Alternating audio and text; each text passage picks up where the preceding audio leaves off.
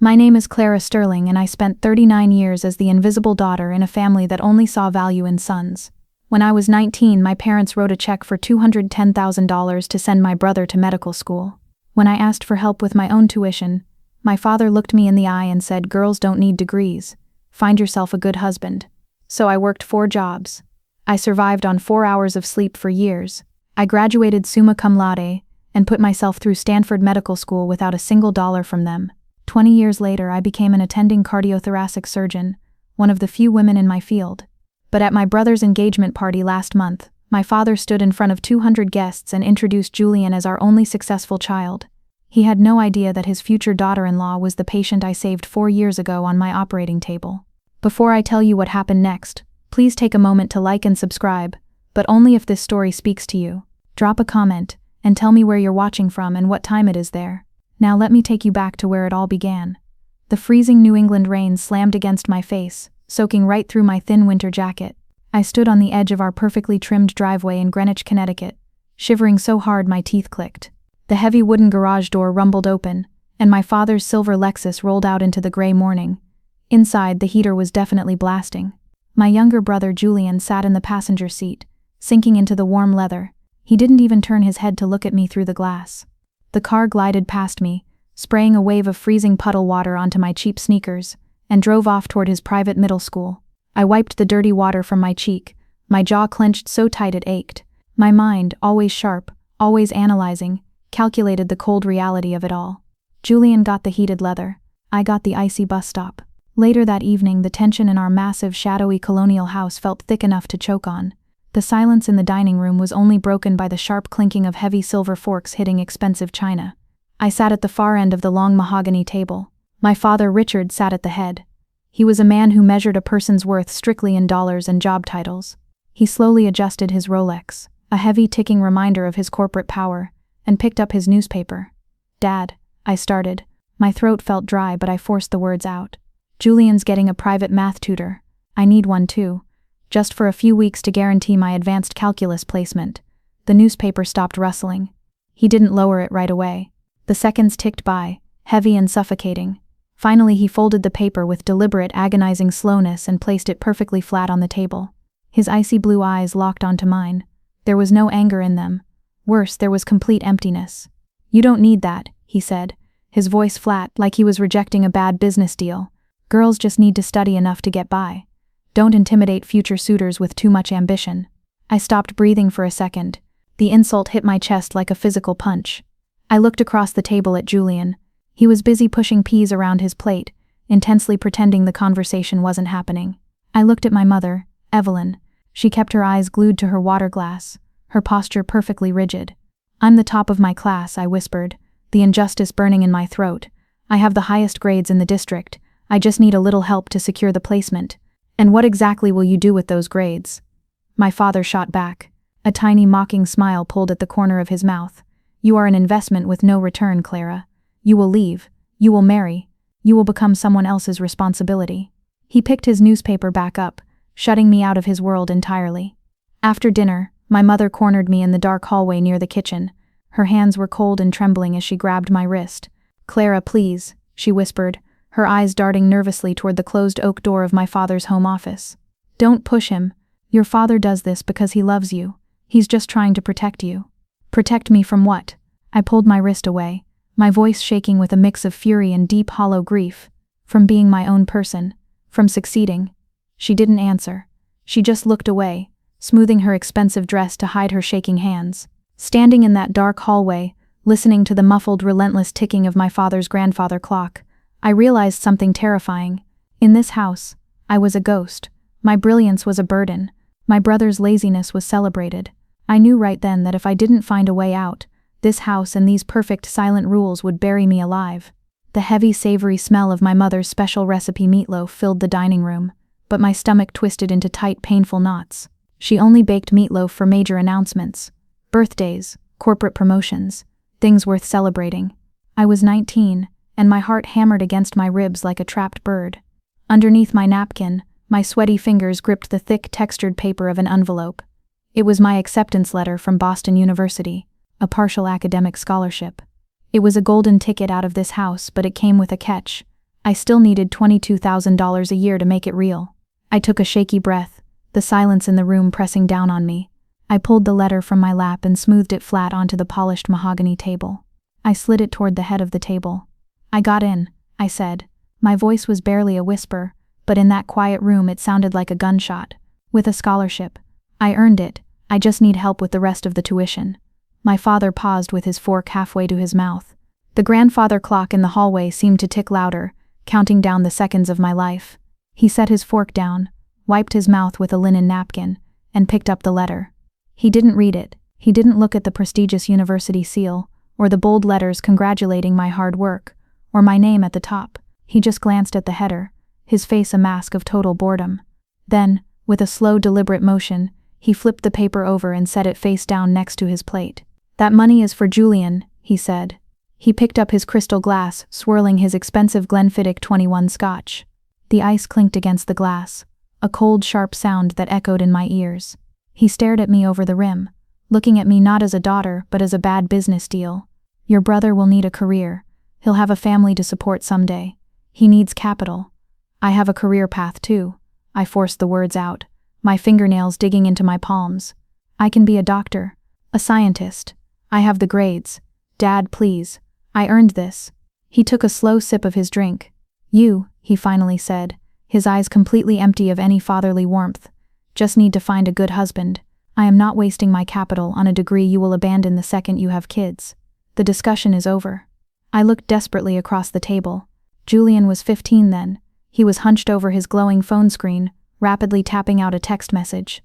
He didn't look up. He didn't defend me. He just pretended I wasn't there. I turned to my mother. She stared intensely at her plate, carefully cutting a piece of meatloaf she wasn't going to eat. Her jaw was tight, but she didn't make a sound. The silence in that dining room was heavier and more violent than any screaming match. It was the sound of my own family actively, effortlessly erasing my future.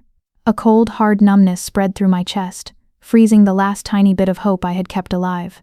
I reached across the table and picked up the face-down letter. I didn't cry. I didn't yell. With surgical precision, I folded the thick paper in half, matching the corners perfectly so I wouldn't tear the university seal. I slid it into my pocket, stood up from my chair, and looked down at the man who had just tried to end my life before it began. "Okay," I said. That single word felt like locking a heavy iron door. I walked upstairs to my room and shut the door. The house was dead quiet. I didn't collapse onto my bed. I didn't scream into my pillow. Instead, I walked straight to my desk and opened my laptop. The blue light washed over my face in the dark room. My fingers flew across the keyboard, searching for part-time jobs near the Boston campus. I applied to 4 jobs before midnight. As I hit submit on the final application, staring at the glowing screen while the rest of my family slept comfortably down the hall, I made a silent, unbreakable vow. I would never ever ask Richard Sterling for anything again. I would build my own life even if I had to carve it out of stone with my bare hands. And I never did. College was not a time of discovery or late-night dorm parties. It was a grueling 4-year war against my own body's need to sleep. I approached my survival with the cold, analytical precision of a scientist. I had a hypothesis. If I worked hard enough, I could outrun my family's shadow. My alarm went off at 3:45 a.m., every single morning in my cramped, freezing dorm room. The sound was like a physical strike. Job 1, waitressing at a bright, greasy 24-hour diner 2 blocks from campus. I worked the brutal 4:30 a.m. shift. I learned to balance heavy ceramic mugs while my hands shook from exhaustion, pouring black coffee for silent truckers and exhausted night shift nurses. The smell of fried bacon and old bleach clung to my hair as I sprinted through the icy Boston wind to my first lecture. Job 2, library assistant. I spent my afternoons in the dusty, quiet aisles, stamping due dates and shelving heavy textbooks. The silence there was heavy, but it was a safe silence. I would hide in the narrow rows, cramming complex organic chemistry pathways into my brain until the letters blurred into black lines. Job 3, weekend math tutor for rich high school kids. I sat in massive warm houses that looked exactly like the one I grew up in, smiling politely as wealthy parents handed their children everything my father had denied me. Job 4, weekend night shift campus security monitor. I walked empty, echoing hallways at 2 a.m., jumping at the creak of settling pipes, fighting the heavy pulling weight of sleep with generic caffeine pills and pure stubborn adrenaline. I averaged 4 hours of sleep a night. I treated my body like a machine, fueling it with cheap ramen and generic vitamins. But machines break down. The breaking point almost came during a massive blizzard in late January of my junior year. I was walking to the diner in the pitch black, the wind howling and biting through my thin coat. Suddenly, my right foot hit a hidden patch of ice. I stumbled, and with a sickening rip the sole of my 3-year-old cheap sneaker completely tore away from the fabric. Freezing, dirty slush rushed in, soaking my sock instantly. The cold was a sharp, biting agony. I froze under a flickering street lamp, my breath coming in ragged white clouds. Panic gripped my chest. If I went back, I'd miss my shift and lose a day's pay. If I lost the pay, I couldn't afford my next textbook. My clinical mind started calculating the risk of frostbite. I dragged my freezing foot into a nearby 24-hour laundromat.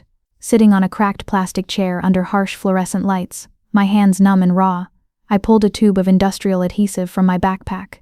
I smeared the thick, toxic-smelling glue onto the rubber, pressed it together and held it with all my strength while the wind screamed outside. I forced the shoe back onto my freezing wet foot. I stood up, ignoring the shooting pain, and kept walking. I didn't go home for the holidays. The phone call with my mother during Thanksgiving of my senior year was short. I sat on the edge of my narrow bed, listening to the faint, warm clinking of crystal glasses in the background on her end of the line. "We miss you, Clara," she said. Her voice was thin, rehearsed. She sounded nervous, as if my father might walk into the room at any second. "Julian got a new car today, an early Christmas present." I closed my eyes. I could picture the mahogany table, the roaring fireplace, the warmth I was locked out of. "I have extra shifts, Mom," I said, my voice perfectly flat and controlled. "I can't afford the bus ticket." "Oh," she paused. A long, unnatural silence stretched between us. She didn't offer to buy the ticket. She didn't offer to help. "Well, work hard, sweetheart." "I am," I whispered, and hung up. I wore those glued-together sneakers for the rest of my time at Boston University. They carried me across the freezing campus, to all 4 jobs, and eventually, they carried me across the graduation stage, summa cum laude, a 3.98 GPA, top of my class with a degree in biochemistry. I had mailed my parents a formal invitation to the ceremony weeks in advance. The morning of graduation, as I was pinning my black robe, my phone buzzed, a text from my mother. "So proud of you, sweetheart. But Julian has an important out-of-state soccer tournament this weekend. Your father says we can't miss it. We'll celebrate when you're home." The phone felt heavy as a brick in my hand. A soccer tournament.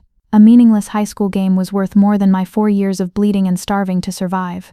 I turned off my phone and slipped it into my pocket. The auditorium was massive, echoing with the cheers of proud, crying families. When they called my name, no one cheered. I walked across the stage in complete heavy silence. The dean of the science department, Dr. Aris, a stern man I barely knew, handed me my diploma.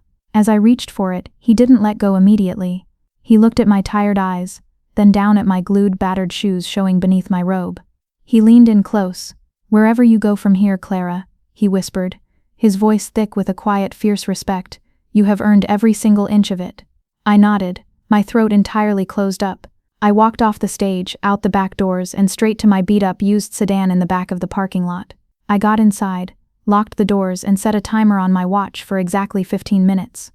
Then I broke down. I sobbed until my ribs ached and my vision blurred, mourning the family I never really had. When the alarm beeped, I wiped my face with the back of my hand.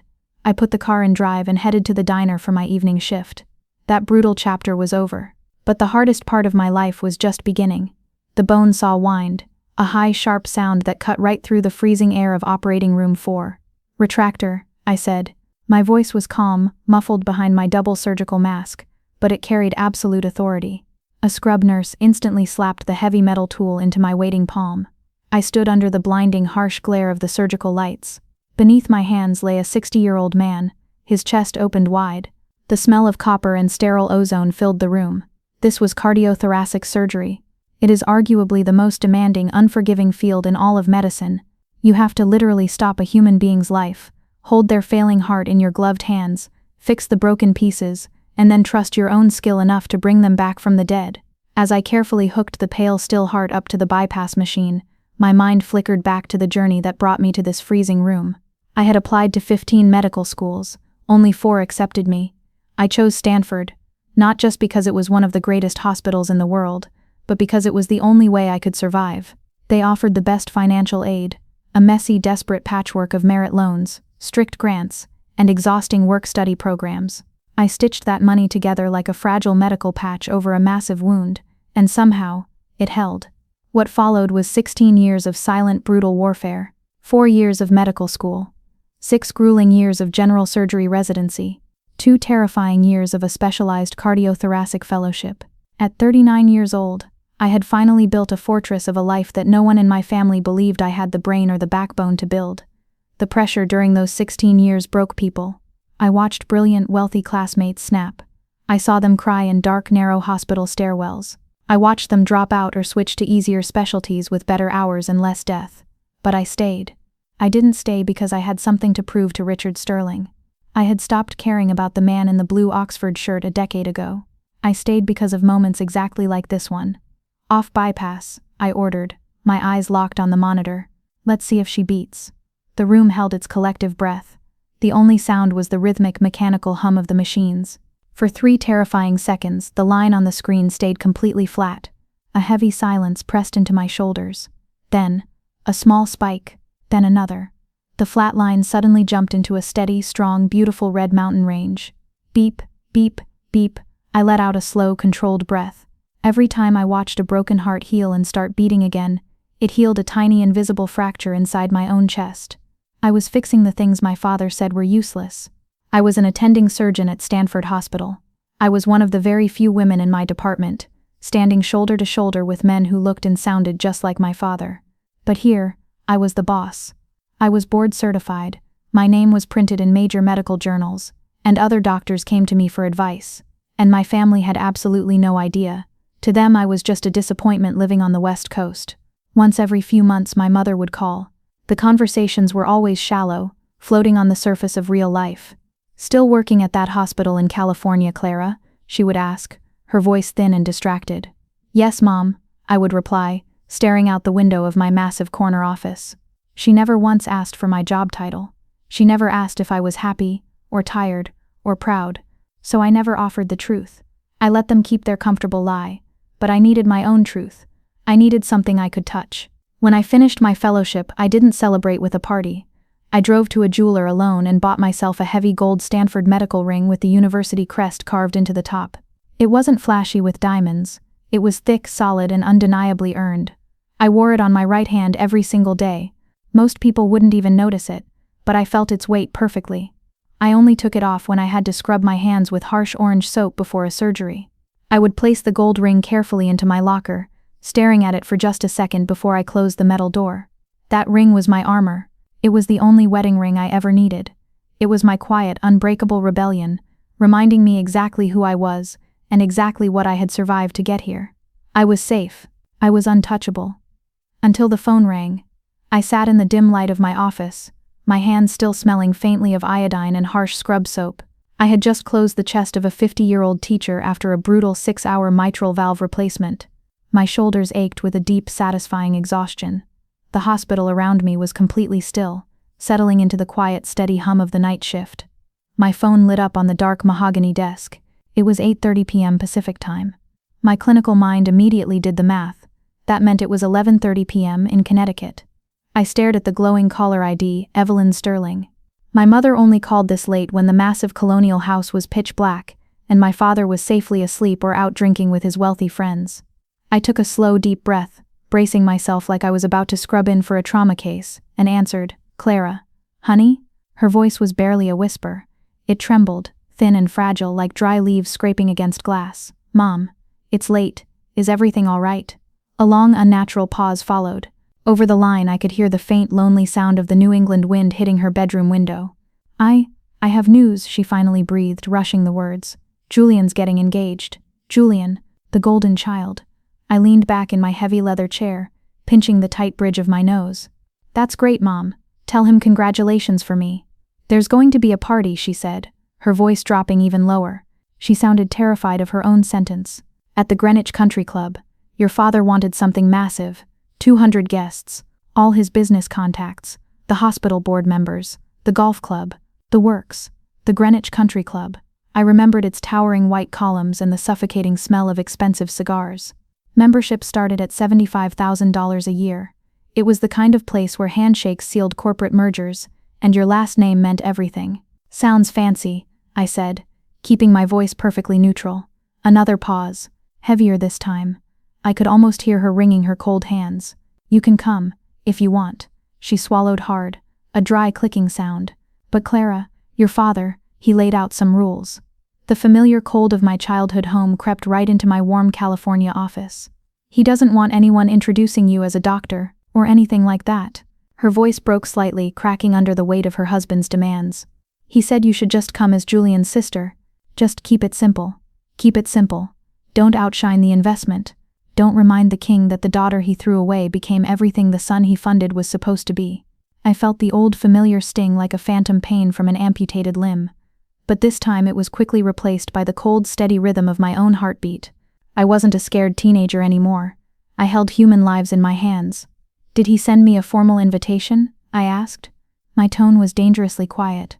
I heard her sharp intake of breath. "Mom, please," she begged.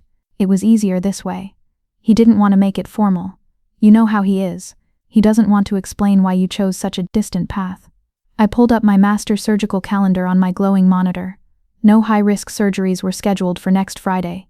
My partners could easily cover my on-call duty. The smart part of my brain, the part that had spent years in therapy building a safe, independent life, screamed at me to hang up the phone. But the 19-year-old girl who still lived inside me, the one who had quietly folded her college acceptance letter while her family watched in silence, needed to see this through. I needed to stand in that room as the woman I had built from scratch. "When is it?" I asked. "Friday the 12th. 6:30 p.m. She sounded completely shocked that I hadn't hung up. "I'll be there." A massive, trembling sigh of relief came through the speaker. "Oh, Clara. Thank you. Just please." Her voice turned into a desperate, frantic warning. "Don't wear anything too attention-grabbing, okay? Julian is the star that night. We don't want to upset your father." "Of course, Mom," I said smoothly. I stared down at my heavy gold Stanford ring, watching it glint under the desk lamp's sharp light. Julian is always the star. The heavy double doors of the Greenwich Country Club felt like the entrance to a pristine, terrifying vault. I stood under the towering white columns, pulling my simple navy silk coat tighter against the freezing October wind. I hadn't rented a fancy car. I took a silent, anonymous Uber from JFK Airport straight to the club, avoiding the valet stand and the judging eyes of men in expensive uniforms. I just wanted to slip into the shadows, observe the lie my family had built, pay my hollow respects and disappear back to California before the night was over. But as I approached the grand entrance, a security guard in a crisp dark blazer stepped smoothly into my path. He didn't smile. He held a glowing iPad, his eyes scanning me from my practical heels to my unstyled hair. "Name?" he asked, his voice flat and bored. "Clara Sterling." He tapped the screen. He scrolled down with a slow, deliberate flick of his thumb. He frowned, his eyebrows pulling together under the harsh entrance lights. He scrolled again, slower this time. "I'm not seeing a Clara Sterling on the approved guest list, ma'am," he said, shifting his weight slightly to block the door. "Of course not." A cold, familiar knot tightened in my stomach. I pulled out my phone and dialed my mother's number. 3 agonizing rings later, she appeared through the thick glass doors, looking flushed and frantic. Her expensive cream-colored silk wrap was slipping off her thin shoulders as she practically ran toward the guard. "She's with me," Mom gasped, her hands trembling as she grabbed my elbow and practically yanked me inside. She didn't look at the guard. "She's family." Family. The word echoed in the massive, echoing foyer. It felt hollow, like a beautiful, empty shell. I let her drag me past the coat check. The ballroom hit me like a physical wall of sound and light. It buzzed with the low, confident hum of old money. Massive crystal chandeliers hung from the vaulted ceilings, throwing fractured, glaring light across the room. A string quartet played Vivaldi in the far corner, barely heard over the clinking of crystal champagne flutes. Everywhere I looked, I saw the things my father worshipped: designer labels, stiff posture, and practiced empty smiles that never reached anyone's eyes. I had chosen my outfit with clinical precision, a simple, elegant navy blue silk dress with a high neckline. Understated, invisible. My only indulgence was the heavy gold Stanford ring, which I wore proudly on my right hand. My father stood near the center of the room, holding court like a king. He greeted a group of older men with firm handshakes and a politician's booming laugh. He wore a custom tuxedo, his silver hair perfectly styled, the Rolex glinting aggressively on his wrist. When he finally saw me approaching, his laugh died instantly. For a fraction of a second, a micro-expression so fast most people would have missed it, his face contorted into profound, raw annoyance. It was the look of a man who had just discovered a rat in his immaculate kitchen. But he recovered instantly, his features settling into a mask of cool, terrifying neutrality. He didn't step toward me, he didn't offer a hug or a handshake, he just gave me a single stiff nod, exactly the way he would acknowledge a low-level employee who had accidentally walked into a board meeting. Then smoothly he turned his back to me and resumed his conversation with an older couple. I stood frozen for a second, the rejection burning hot in my chest. A man beside my father, holding a cigar, gestured toward me with his drink. "Richard," he asked loudly over the music. "Who's that?" My father's answer was smooth, practiced and deeply dismissive. "Oh, her. Just a relative from out of town." I didn't flinch. I had spent years in therapy preparing for this exact moment. I walked right past him without a word, my heels clicking sharply against the polished marble floor. I headed straight for the long gleaming mahogany bar at the far end of the room. "Sparkling water with a twist of lime, please," I said to the bartender. My voice was calm, clear, and perfectly steady. He slid the cold glass across the marble. As I reached for it, a strange electric prickle ran down the back of my neck. It was the same instinct I got when a patient's vitals were about to crash. I slowly turned my head. A few feet away, standing near a towering floral arrangement, was a woman in a stunning cream-colored silk dress. The bride-to-be. She was completely frozen, her champagne flute hanging limply in her hand. She wasn't just looking at me, she was staring at me with wide, terrified eyes, her breathing suddenly shallow and fast. She had been listening to me order, and she recognized my voice. At exactly 7:30 p.m., the string quartet stopped playing. The sudden silence in the massive ballroom was heavier than the music. A bright, harsh spotlight clicked on, illuminating a small wooden stage at the front of the room. My father stepped up to the microphone. He held a fresh crystal glass of scotch in one hand, the heavy gold of his Rolex catching the blinding light. He looked out over the crowd with the warm, commanding smile of a man who owned the world and everyone in it. "Ladies and gentlemen," he began. His voice boomed through the speakers, deep and completely steady. "Thank you all for joining us tonight to celebrate a very special occasion." 200 faces turned toward the stage. The clinking of glasses stopped. Complete attention. "Tonight we honor my son Julian," my father continued, his chest puffing out slightly, "the absolute pride of the Sterling family." He paused, letting the silence stretch, building the dramatic tension perfect. Then he delivered the next sentence with a cold, terrifying pride. "Our only successful child." The words didn't hit me with the blunt force they would have when I was 19. Instead, they slid between my ribs with cold, surgical precision. "Our only successful child." I stood completely still in the shadows near the bar. The ice in my sparkling water shifted, making a tiny, sharp clink against the glass. I looked down at my own hands. The hands that had held beating hearts. The hands that had stitched arteries together while the rest of the world slept. And then I looked at the man on the stage who was casually erasing my entire existence. "Julian is currently completing his medical training and will soon become a brilliant physician." My father beamed, gesturing to my brother. Julian stood near the front, wearing a perfectly tailored tuxedo, his hands tucked into his pockets. He smiled humbly. "He represents everything this family stands for. Hard work, dedication, the courage to pursue excellence." Polite, wealthy applause rippled through the crowd. Hospital board members and bank executives nodded in deep respect. "The Sterling family has always believed in investing in the future," my father said, raising his glass high into the spotlight. "And Julian is living proof that our investments pay off." I felt the sudden burning weight of eyes on me. A few older guests standing near the bar, a distant aunt, an old neighbor from my childhood glanced my way. A woman in a dark green dress leaned close to her husband. "Isn't that his daughter?" she whispered, her voice carrying over the polite clapping. "The older one? I thought they only had the boy," her husband whispered back, his eyes darting away from me. "Richard never mentions her." My father hadn't just ignored me. He had built a fortress of lies to protect his perfect story. I slowly set my untouched glass down on the marble counter. My hand didn't shake. I had seen exactly what I needed to see. The ghost was finally ready to leave the haunted house. I turned my back to the stage and started walking toward the heavy mahogany exit doors. But as my hand reached for the brass handle, a sharp mechanical vibration buzzed against my hip. My phone. I stopped. I pulled it out of my small clutch purse. The bright screen glowed in the dim light of the exit hallway.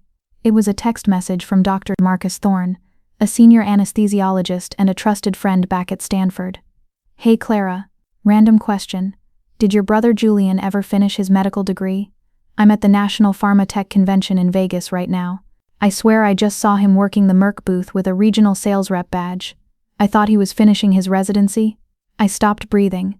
I stood frozen under a small glass chandelier, staring at the glowing letters. I read the message once, then twice, then a third time. Regional sales rep. The words simply did not compute with the reality happening in the room behind me.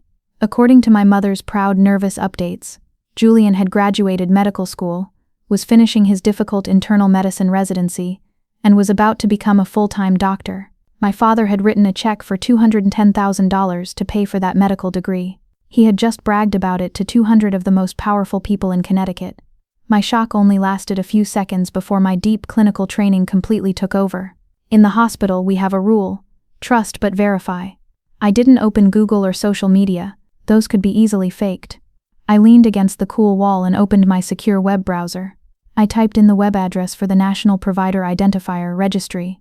It is the strict federal database that tracks every single licensed medical provider, student and resident in the United States. You cannot hide from it. You cannot fake it. The loading circle spun for one agonizing second. I typed, Sterling, Julian. I hit search. The screen blinked. Result, Zorro records found. My heart gave a heavy, slow thud. I opened a new tab. I went straight to the State Medical Board licensing verification portal. I typed his name again, my thumbs flying across the glass screen. Result, no license on file. I slowly lowered the phone. The air in the hallway suddenly felt freezing. My mind raced, rapidly connecting the dark dots. Julian had no NPI number. He had no medical license. He hadn't just dropped out of his residency. He had never even graduated medical school. For 3 entire years, Julian had been faking night shifts, faking hospital rotations, faking his entire career to his father, his friends, and his future wife. He was a ghost too, only his disguise was much more expensive than mine. I slipped my phone back into my purse. A cold, absolute clarity washed over my entire body. I hadn't come to this party to expose anyone. I had only come to survive it. But as I listened to the muffled sound of my father laughing through the ballroom doors, boasting about his brilliant doctor son, I realized a terrifying truth. The truth is exactly like a heartbeat. You can try to bury it. You can try to muffle it. But eventually it always finds a way to be heard. My hand rested on the cold brass handle of the heavy exit door. All I had to do was push, walk out into the freezing October night, and let my family drown in their own expensive lies. But the truth was a heavy, living thing in my chest. I didn't push the door open. I slowly let my hand drop to my side. I turned back around. That was when I saw her. The bride-to-be, Vanessa, was walking quickly toward me, weaving through the wealthy guests. Her stunning cream-colored silk dress rustled softly against the marble floor.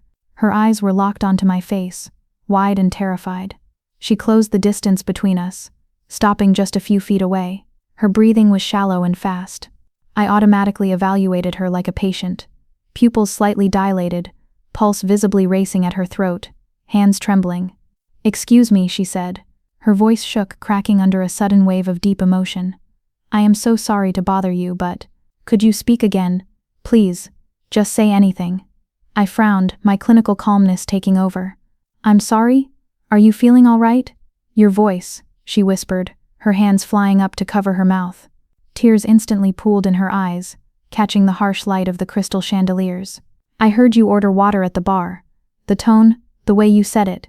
And now, looking at your face, oh my God, are you all right?" I asked again, stepping slightly closer, ready to catch her if she fainted. "Do you work at Stanford Hospital?" she asked. A single tear escaped, tracing a dark line of makeup down her pale cheek. "Are you Dr. Clara Sterling?" The loud, buzzing noise of the ballroom instantly dissolved into white noise. I stared at this woman. I really looked past the perfect hair and the expensive jewelry. Suddenly, my memory slammed back 4 years. 2 a.m., the blinding lights of the Level 1 Trauma Center.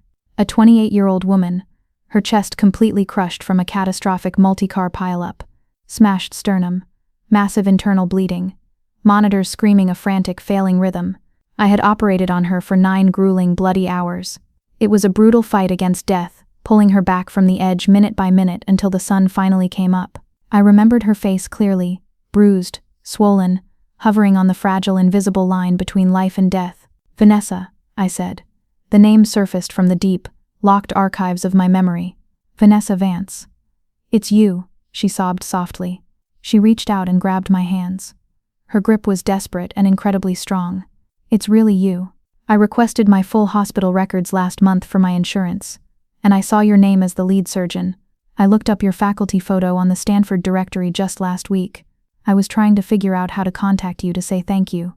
And now you're— Before I could even process the sheer impossible odds of the universe bringing us together in this room, a shadow fell over us. Julian appeared at her side. His practiced handsome smile was stiff.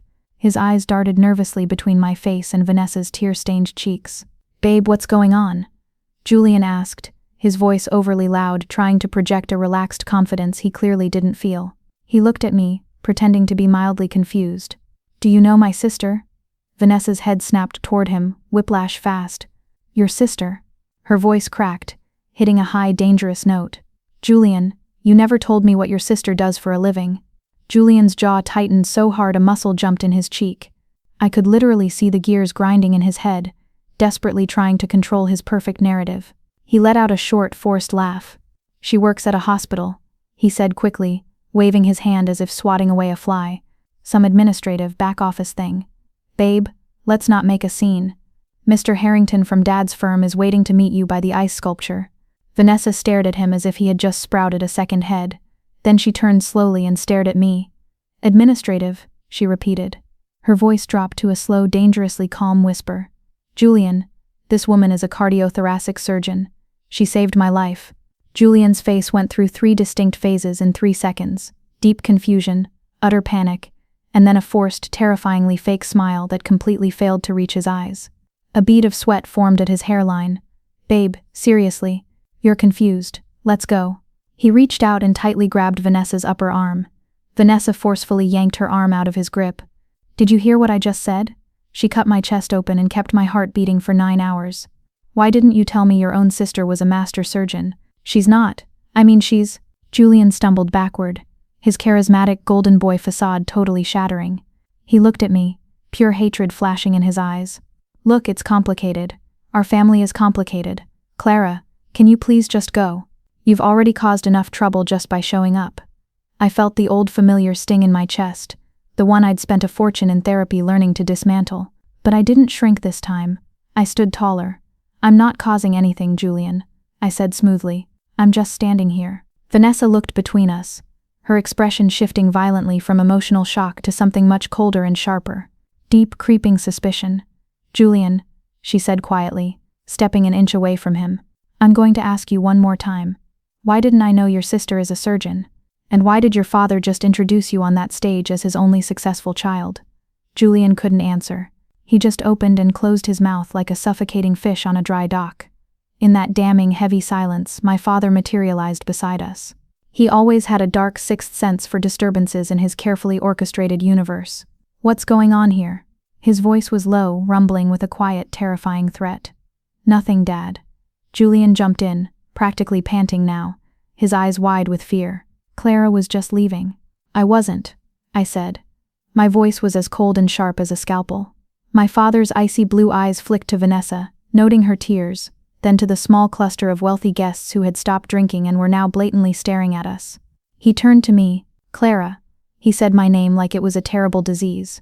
"This is Julian's engagement party. If you're going to cause a scene, perhaps it's best if you leave the premises immediately." Vanessa didn't back down. She stepped right into my father's personal space, her shoulders squared. "Mr. Sterling, did you know that your daughter isn't an administrator? Did you know she is a renowned surgeon?" My father didn't even blink. He smoothly adjusted his expensive cuffs, transforming instantly back into the master manipulator. He looked at Vanessa with a warm, pitying smile. "Vanessa, my dear, we are a very private family," he lied smoothly, his voice dripping with fake sorrow. "Clara chose a very different path than the rest of us.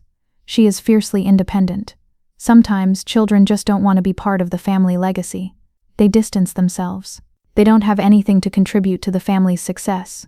The air around me went absolute zero. I had spent 16 years bleeding, starving, and fighting to build a life-saving career. I had earned every single credential through unimaginable sweat and sacrifice. And in 3 casual, heavily practiced sentences, my father had reduced all of my brilliance, all of my pain, to an embarrassing family secret. He didn't hate me because I failed. He hated me because I succeeded without him. Vanessa was staring at the great Richard Sterling in absolute quiet horror. I felt a sudden intense heat crawling up my neck. For 19 years I had lived under this man's heavy roof, learning that survival meant making myself invisible. For 20 more years I had built a fortress on the opposite coast just so his cold opinions couldn't reach me. But standing there, surrounded by 200 wealthy strangers who thought Richard Sterling was a god, a profound realization settled into my bones. I was done shrinking. I took a slow, measured breath. My heartbeat naturally slowed to the steady, precise rhythm I used right before I made my first deep incision in the operating room. Calm, focused, absolutely lethal. I looked directly into his furious, icy blue eyes. "I'm not leaving, Dad," I said. My voice carried clearly over the bright, cheerful music of the string quartet. My father blinked. For the first time in my entire life he looked genuinely stunned. A tiny crack formed in his perfect, expensive mask. "Excuse me," he whispered. "I came all this way to celebrate my brother's engagement. I'm going to stay, finish my sparkling water, and congratulate the happy couple. That's what family does." I didn't flinch. I didn't look away. "You don't have to acknowledge I exist. But I am not leaving just because my actual life ruins your perfect lie." For a long, tense moment no one spoke. The silence between us was heavier than concrete. Then I simply turned my back on him. I walked slowly back to the marble bar, my heels clicking a steady, powerful rhythm against the floor. I walked with the unshakable confidence of a woman who literally held life and death in her hands every Tuesday morning. Richard Sterling's money couldn't intimidate me anymore. Before Vanessa could follow me, my mother swooped in like a nervous bird. "Sweetheart, let me introduce you to the Harringtons," Mom said, her voice bright and falsely cheerful. She forcefully steered a deeply shaken Vanessa away from the conflict. But a minute later, Mom doubled back to me. Her smile was still frozen on her face for the watching guests, but her eyes were wild with panic. "Clara, honey," she hissed, her cold fingers digging painfully into my elbow. "Please don't do this. Your father is furious. You're ruining the night." I looked down at her trembling hand, then into her frightened eyes. "Mom, do you even know what I do for a living?" Her eyes instantly dropped to the polished floor. The fake smile vanished. "You know I work at Stanford," I pressed, keeping my voice low but firm. "You know I'm a surgeon. Why have you never told him the truth?" "He wouldn't have believed me," she whispered miserably, sounding like a trapped child. "He had already made up his mind about you years ago. He doesn't like to be proven wrong. So you just let him erase me. You had a choice every single day, Mom. For 20 years you had a choice to tell the truth. And you just chose him. I am proud of you," she cried softly, a single tear escaping to ruin her perfect makeup. "Please, just go home before things get worse." "They are already worse, Mom. They have been worse my entire life." I pulled my arm away gently and drifted to the far corner of the ballroom. I stood by the massive floor-to-ceiling windows. Outside, expensive luxury cars sat quietly under the golden parking lot lights. Inside, 200 powerful people were celebrating an absolute lie. I pulled my phone from my purse again. I stared at the blank search results from the medical database. Part of me wanted to walk away, to let them have their fake kingdom, but my medical oath was to do no harm. Letting Vanessa marry into this delusion would be the greatest harm of all. I spotted Vanessa standing near a tall cocktail table. She looked physically ill. I walked over and stood beside her. "Vanessa," I said gently, keeping my voice low so the surrounding guests couldn't hear. "How much do you actually know about Julian's career?" She blinked, pulling herself out of a daze. "He's finishing his internal medicine residency. He works terrible hours. He starts his final fellowship next year. Vanessa, I am a physician. The medical community is very small." I took a deep, steadying breath. "I just got a text message from a senior colleague who is at a major pharmaceutical convention in Vegas right now. He saw Julian working a booth, and when I checked the national provider database just a minute ago, Julian doesn't have a medical license. He never finished medical school." The little bit of color left in her face completely drained away, leaving her ghost white. Her mouth parted slightly. "That's not possible," she whispered. "He shows me his hospital schedule on his phone. He complains about his difficult patients. The long night shifts." She stopped speaking. I watched her eyes widen as the devastating realization violently hit her. The late nights away from home, the vague answers about his work, the strange refusal to ever introduce her to his hospital colleagues. The puzzle pieces snapped together in her mind, forming an ugly, terrifying picture. "He has been lying to me for 3 years," she whispered, Her voice broke, a jagged sound of pure heartbreak. She looked slowly across the massive room. Julian was standing near the stage, laughing loudly at a joke, holding a fresh glass of scotch next to his father. He is a complete fraud. I watched the heartbreak in her eyes slowly harden. The tears dried up. Her expression shifted into absolute unbreakable steel. She turned back to me. "You saved my life," she said, her voice dropping to a fierce whisper. "And his family treats you like garbage. He treats you like garbage." She looked toward the empty wooden stage, where the microphone still stood under the bright spotlight. "No, that is not okay. I promised myself after that terrible accident that I would never waste my second chance on things that weren't real. Vanessa, you don't have to do anything right now," I warned her softly, concerned the shock was making her rush. "Yes, I do," she said. Her posture was perfectly straight. She looked me right in the eyes. "Will you stay? I don't want to do this without you." I nodded, feeling the heavy, undeniable shift in the atmosphere. "I'll stay." Vanessa didn't hesitate. She turned and walked purposefully toward the front of the massive ballroom. The heels of her shoes clicked a steady, determined rhythm against the floor. The man with the microphone saw her coming and smiled smoothly. "Ladies and gentlemen," he announced, his voice echoing over the speakers, "our beautiful bride-to-be, Vanessa Vance, would like to say a few words." Polite, eager applause rippled through the room. Vanessa climbed the short wooden steps to the stage. She looked perfectly poised in her cream-colored silk dress. But I could see the truth. Her knuckles were bone-white as she gripped the heavy metal microphone stand. 200 wealthy, powerful guests turned their complete attention to her. My father, Richard, beamed with pride from the front row. Julian stood at the base of the stage, gazing up with a perfect, practiced smile. "Thank you all for being here tonight," Vanessa began. Her voice rang clear and steady, but the air in the room suddenly felt incredibly tense. "Before I talk about Julian, I want to share something very personal." The ballroom went completely silent. You could hear the ice melting in the glasses. "4 years ago I was in a catastrophic car accident," she continued, looking out over the crowd. "A heavy truck hit the driver's side of my car at 60 miles an hour. I was rushed to Stanford Hospital with a crushed chest and massive internal bleeding. The trauma doctors told my terrified parents I had only a 15% chance of surviving the night." Loud gasps and sympathetic murmurs filled the room. Julian's smile faltered slightly. He shifted his weight, a micro-expression of unease flashing across his handsome face. "But I did survive." Vanessa paused, letting the heavy emotional silence settle over the crowd. "I survived because of one extraordinary surgeon, a doctor who operated on me for 9 hours, and absolutely refused to give up. And that surgeon is standing in this room tonight." People immediately started looking around, confused, whispering to each other. Vanessa didn't look at the crowd. She looked directly over their heads, straight to the dark corner where I stood. "Her name," Vanessa said, her voice rising with a sharp, undeniable power, "is Dr. Clara Sterling. She is a renowned cardiothoracic surgeon at Stanford Hospital, and she is Julian's sister." The silence in the room exploded into a wave of aggressive, shocked whispers. I stood frozen by the window, my heart pounding a heavy, rapid beat against my ribs. "I didn't know this until tonight," Vanessa went on, her tone gaining a dangerous, cutting edge. "Because Julian never once mentioned that his sister was a doctor.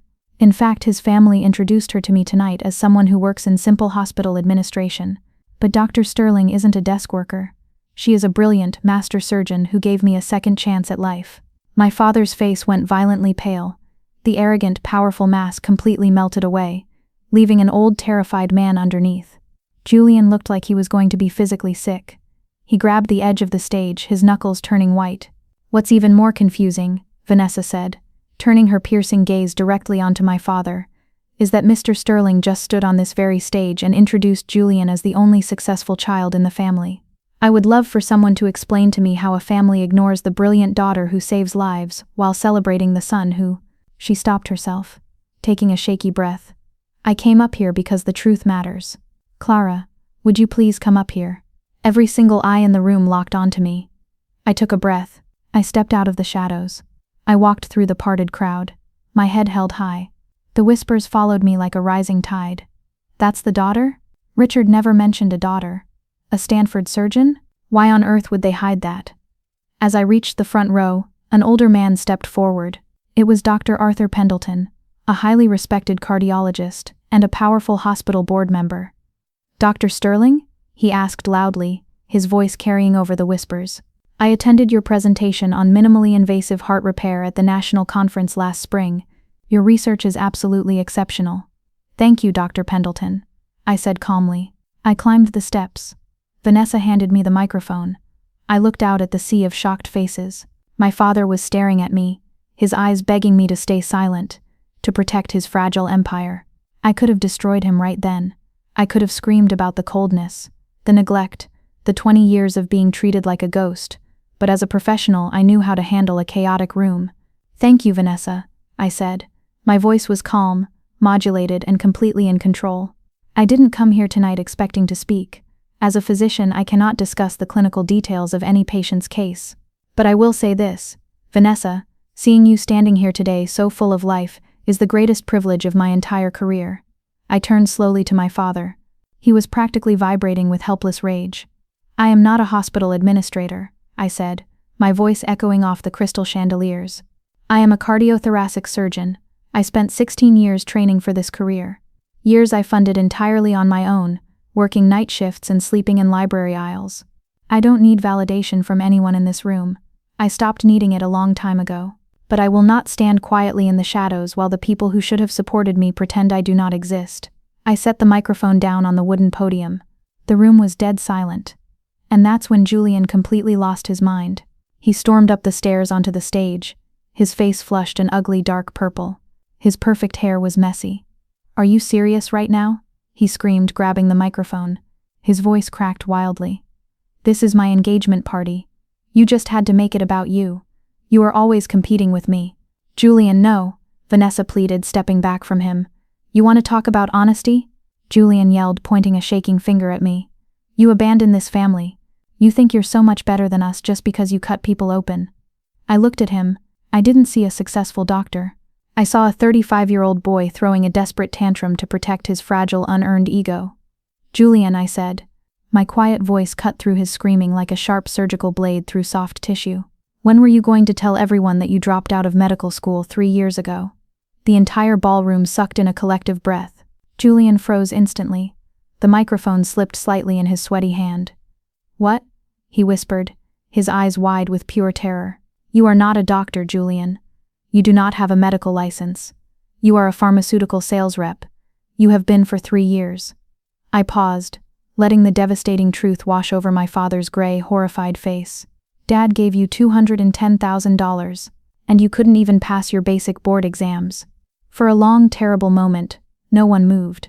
It was like standing in the quiet wreckage of a massive explosion. The beautiful, flawless facade of the Sterling family completely shattered into a million unfixable pieces on the floor of the Greenwich Country Club. Vanessa stepped forward. Slowly, deliberately, she pulled the massive diamond engagement ring from her finger. I asked you for exactly one thing when we met, Julian. Honesty. She pressed the cold diamond hard into his trembling chest. You are a fraud. She turned and walked off the stage, her head held high. Julian stood totally alone under the harsh spotlight, holding the ring, completely and utterly exposed. My father finally moved. He stepped toward the stage, his face hollow, his empire in ruins. Clara, he barked, trying to find his old authority. We will discuss this at home. Get in the car. I looked down at the man who had tried to erase my future. I felt nothing but a deep, profound pity for him. No, Richard, I said smoothly, using his first name for the first time in my life. We won't. I paid for my own life. I earned my own success in the dark. You chose to fund a lie because you couldn't stand the thought of a woman outsmarting a man. I'm going back to California. Do not call me. I walked down the steps and through the silent crowd. The heavy brass doors pushed open easily this time. As I stepped out into the crisp, freezing New England night, I took a deep breath. The air smelled like pine needles and absolute freedom. My chest felt lighter than it had in 39 years. The ghost was finally gone. A lot changed in the weeks that followed. The aftermath was like a brutal investigation into a crime scene. Vanessa permanently called off the engagement and started therapy to heal from the betrayal. Julian, completely humiliated, had a total breakdown. The country club security had to escort him off the property that night after he shattered a crystal vase in a fit of rage. My father immediately cut him off financially, furious that his investment had lied to him. Surprisingly, my mother finally found her voice. She packed a single bag, moved into a hotel, and demanded intense family counseling before she would ever step foot in that cold house again. As for me, the following Wednesday I stood in the bright freezing air of my operating room. It was 6 a.m., the machines hummed their steady comforting rhythm. A patient lay on the table, trusting me with their life. I looked down at my hands. They were steady. They were strong. As I asked for the scalpel and made the first precise incision, I felt nothing but absolute, overwhelming peace. I am Dr. Clara Sterling. I built my own table. I save human lives, and I will never ever apologize for my brilliance again. Sometimes, the hardest battles we fight are the ones against the people who were supposed to protect us. But the truth, just like a steady heartbeat, always finds its way to the surface. If Clara's journey of surviving the shadows and claiming her own worth resonated with you, please take a moment to like this video and subscribe to the channel. Your support allows us to keep bringing you these deep, honest, and unforgettable stories of resilience. Stay connected with us because there are so many more powerful truths waiting to be heard.